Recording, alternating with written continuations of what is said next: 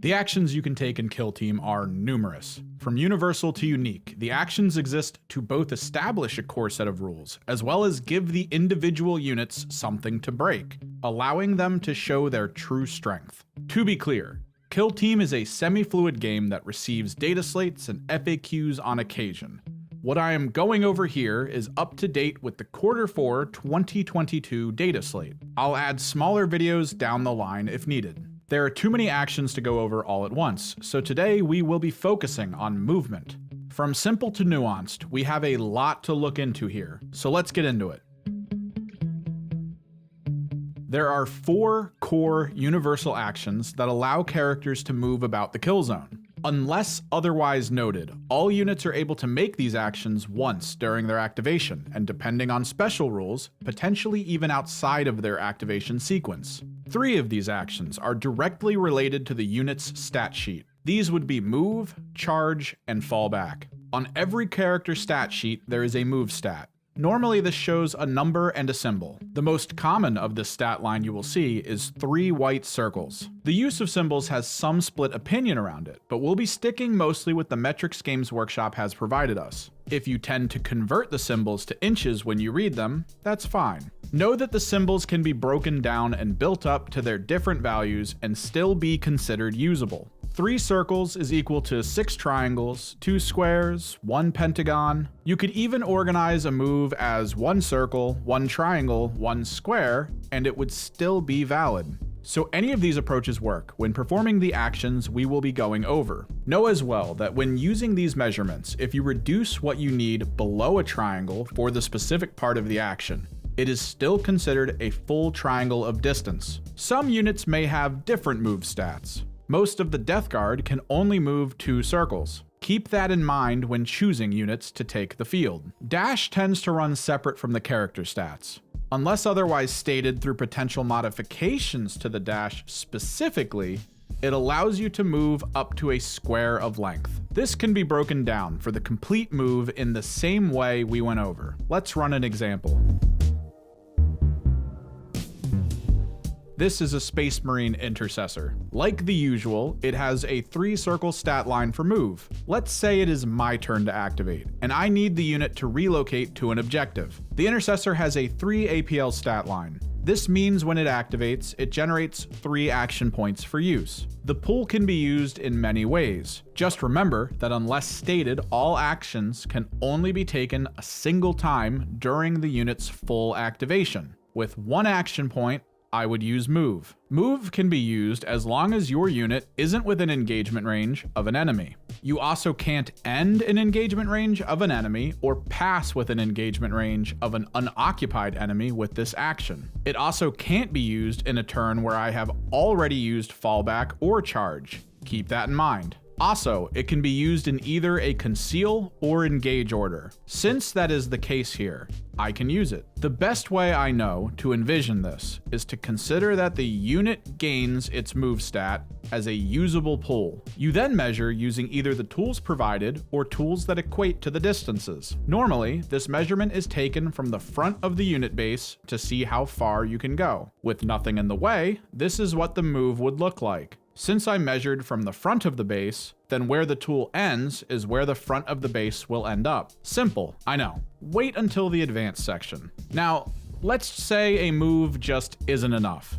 I can't move again because I already used it, and I have no rule that says I can use move twice. So, dash exists as an option. For another action point, bringing the Intercessor down to a single action point left, it is able to move up to an additional square of distance. The dash distance isn't adjustable based on the character move stat.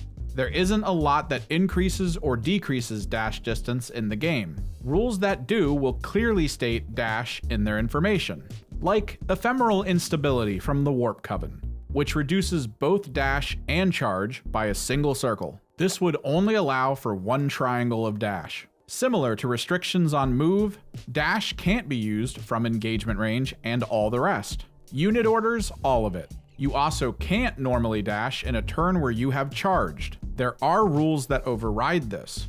The Hand of the Archon, for instance, can dash in a turn after using charge if they incapacitate a unit. Since the Intercessor has only moved so far, the dash can be used. He would still have an action point left over to use, but this is just an example, so no shooting for him. Instead, he will use the Universal Pass ability to finish out his action points and end his activation. Unlike the other Universal abilities, Pass can be used as much as you want for one action point. Move and dash are the simple out-of-combat ways of getting around, but what if your bloodlust needs to be sated? Well, this Legionary Anointed doesn't like that the Intercessor is on its capture point, and wishes to show how angry it is. When it activates, similar to the Intercessor, it has 3 APL, so there are 3 action points to play with. I would use one on charge. Since I haven't fallen back, moved, or dashed yet, charge is a viable option. The other factors that would make this a viable action are similar to move. I'm out of engagement range of other units, and my journey won't pass by enemies who aren't already engaged. The main differences with charge is that you must end your move within engagement range of an enemy. You also need to be in an engage order normally, unless you're like a sneaky commando and can charge from conceal. These restrictions come with benefits, however. The total move characteristic you have access to will go up by an additional circle, and if you factor in that you must end within 1 triangle of an enemy to have the move be considered valid, the total extra distance would be closer to the same range as move and dash. You just wouldn't place your unit that extra inch forward is all. But let's say in this instance that normally that distance just isn't enough. If only I could move 1 triangle more. Thankfully, the Anointed came prepared with a Slanesh mark. This gives it a modifier of 1 triangle to the total move characteristic of the unit. A modifier like this works to aid normal move, charge, and fallback. Dash would be unaffected, however. So given that nothing stands between the Anointed and the Intercessor, and my charge will end within the 1 triangle engagement range, the action is taken. Again, this is an example, so sadly no fighting will ensue. There isn't much else movement-wise that can be done in this situation, so the remaining 2 action points will both be passed and the activation will end. Now let's roll it forward.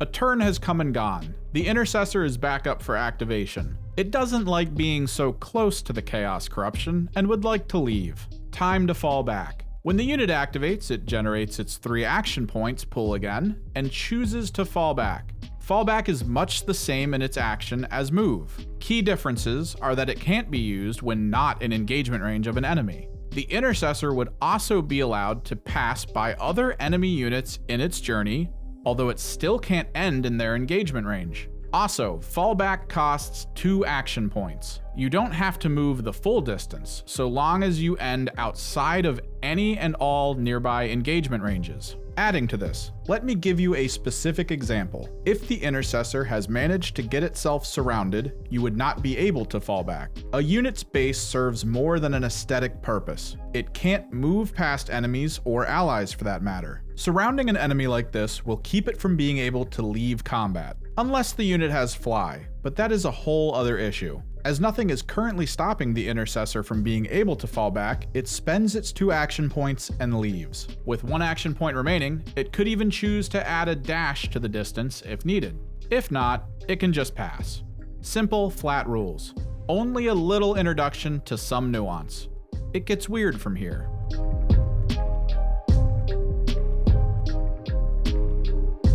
Let's rewind and change some things up. We started with a pretty flat surface, nothing that could really interfere with the movement, so let's put some terrain in the path. Starting with a barricade. These are fairly universal. Both sides tend to place at least 2 at the start of the game. They have standard rules applied to them. A circle wide, a triangle tall. They come with the light and traversable trait. Light applies to things we'll talk about in combat.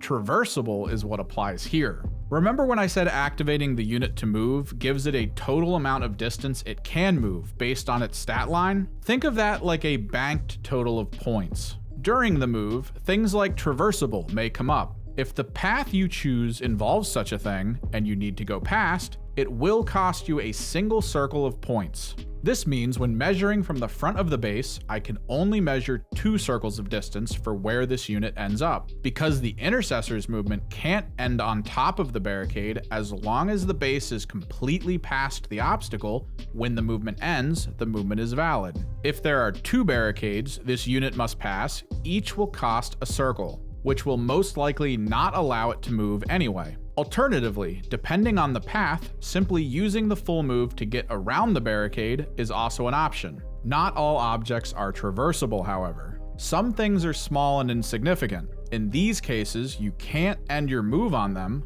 but they cost nothing to go over. Some things are too tall though. In these instances, climbing is an option. To climb an object, a unit must initiate the action from within one triangle of a wall. You then measure the height of the wall. Let's use this housing unit as an example.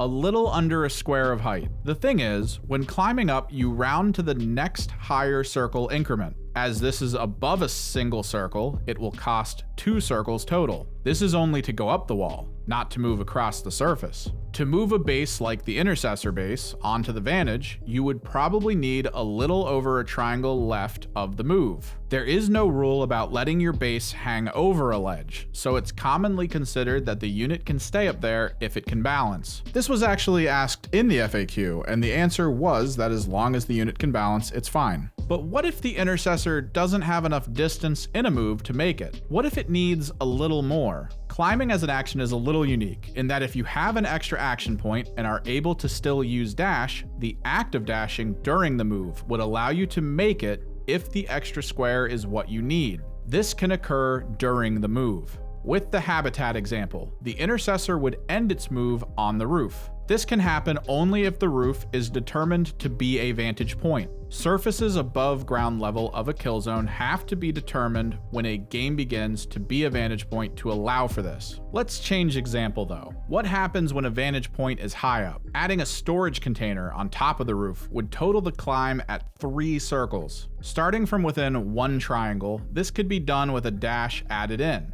However, at times like these, the scalable trait comes into play. Terrain that stands taller than 2 circles can be considered scalable. This trait ignores the last circle needed to climb it. In the instance of the intercessor, this would allow it to use 2 circles to climb and 1 to move onto the vantage point. Saves on action points. Now that you could climb, what else is there to do up here? During a unit movement, a jump can occur. If there is a nearby vantage point that is within 1 square distance and 1 circle height to the ledge you are on, as long as you are within 1 triangle of that ledge, you can trigger a jump. A jump is a little interesting. The normal course of a move ends when you reach your destination, but a jump is a chance at it ending early. You roll a dice. On a 2+, the move goes through. You don't need to measure the vertical distances, but the horizontal distance plays against your total usable move. On a 1, the move ends. This is where we dip into a gray area. So if I choose to charge an enemy that requires a jump, and I am stopped, according to the charge rules, I would be refunded the action point and have to choose a different action. I'm guessing this means I would consider this either a move or a dash, depending, and then spend the refunded action point on this. I'm not super sure and didn't see anything in the FAQ about it. Choose your house rules or ask your tournament organizer. Jumps are usually rare, but be careful. It might not be the best to hinge a strat based on making it to the other side. Maybe being up high isn't as useful in the moment, so getting down has its own rules. This is known as a drop. Similar to most of these other methods of movement, you must be within a triangle of the ledge you wish to drop from. Unlike climbing, however, you round to the lowest full circle amount of the fall. So despite the habitat costing 2 circles to climb, it would only cost 1 to drop from. Drops are limited to a total of 3 circles. Even if your unit is somehow able to move farther than 3 circles, the drop can only total 3. Also, if the drop is less than a single circle, the distance is completely ignored.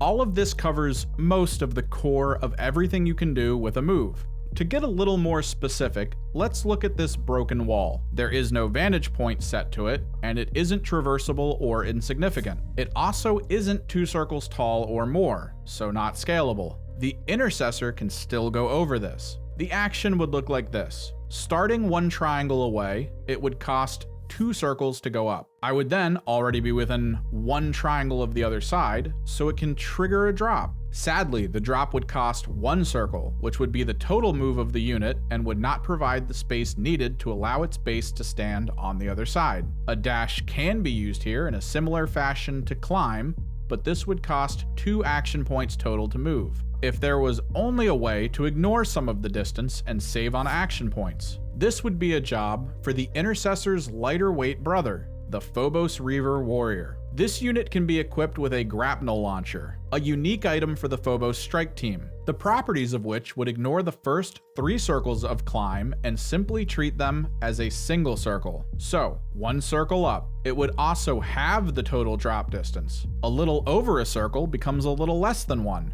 which gets rounded down to nothing. So, from the bottom corner of the wall's opposite side, the Reaver would be able to measure 2 circles out for its total 1 action point move. Rules like these that break the core of the game are sprinkled throughout the teams. Pay attention to them. They can drastically change your plan of attack. Beyond the influence of terrain, your own character's health can play into effect. A raw stat Intercessor has 14 wounds. If this value is dropped below half, so 6 or less, the unit is in an injured state. This lowers a few things, but in the interest of movement, it reduces the move stat by a single circle. Outside of this, there are debuffs that enemies can use at times to further reduce your move. Know that as of Q4 2022's data slate, no matter how many reductions are stacked, the unit can never be reduced to below 2 circles of movement for its personal stat. And remember that dash doesn't stem from the move stat. Even if the unit is slowed through debuffs or even injury, the dash will remain a square of movement. Only debuffs that specifically talk about dash, or, like the Hyrotech Circle's counter-temporal nanomine, if it says it reduces the overall movement in the area for any moving action, it can affect the dash distance. This is a lot to think about. Maybe you feel like it's too much. Let me introduce you to the Harlequins. This is a player. It is the standard unit for the Void Dancer troop kill team. Now, what makes the Void Dancers unique is that their keywords have something special. The word fly. We talked about this a minute ago, and it has a lot of implications for movement. Example time. This player wants to make it to the objective, but there is a pretty serious wall of intercessors in the way. This doesn't matter for a character with fly. Unit bases for both enemies and allies do not interfere with the movement of a unit under the influence of the fly keyword. To go a little further, let's take a look back at that tall vantage point from earlier. From 1 triangle away, the intercessor needed its full move to get to the top, but the fly keyword is uninterested in such trifles. Vertical distances are completely ignored during the move. So from the same starting location, not only could the player get to the top with only a circle of distance used, it could even continue further and end up on the other side with the rest of its move. Climbing, traversing, dropping, if these things confuse or anger you, playing the Void Dancer troop might be for you. Other teams have some interaction with the fly keyword. The Corsairs have their Shade Runner. The Phobos can gain fly when a Reaver with a grav chute moves off of a vantage point to a spot below its starting location. Even the Gellerpox have some very agile bugs that can easily go places the Hulks may have issue making it to. Fly is a powerful tool. Pay attention to the units that have access to it. They can completely change your plans, whether you are using them or your enemy is. I'm 90% sure we touched on just about all the main core movement functions here. We even dipped our toes into the pool of squad-unique rules interactions as well. Hopefully this will provide you the tools needed to take to the field more confidently. At the end of the day, Kill Team is a tactics game, and in most tactics games, movement and positioning are key to victory. Thank you for watching. Hopefully you learned something.